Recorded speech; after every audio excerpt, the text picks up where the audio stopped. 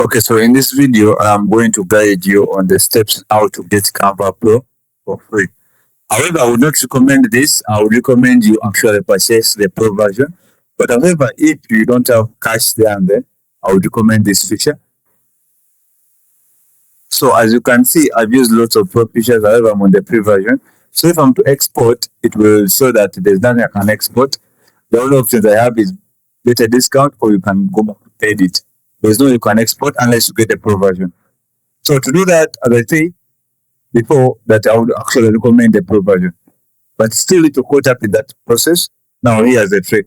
Click back to edit. So I'd actually edited this video. You can catch this video on my YouTube channel.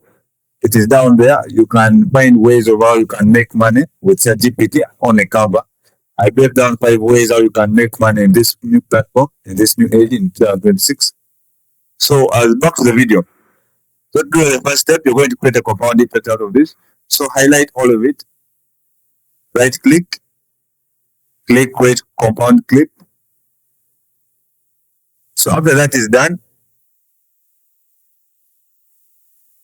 go into basic, go down, click motion blur, then reduce it up to 0%. You wait for give it some time to process. Alright, so once that is done, it takes quite some time. I'd pause the video.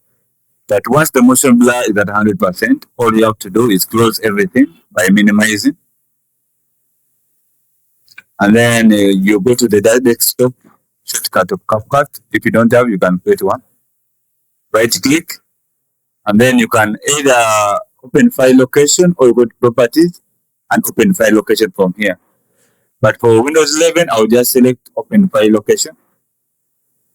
So once the file location is located, you click this up to button, takes you back here.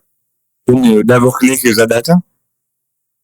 Now this is a step where you have to be very cautious, because once you forget the one step, you're not going to find it. There are lots of folders.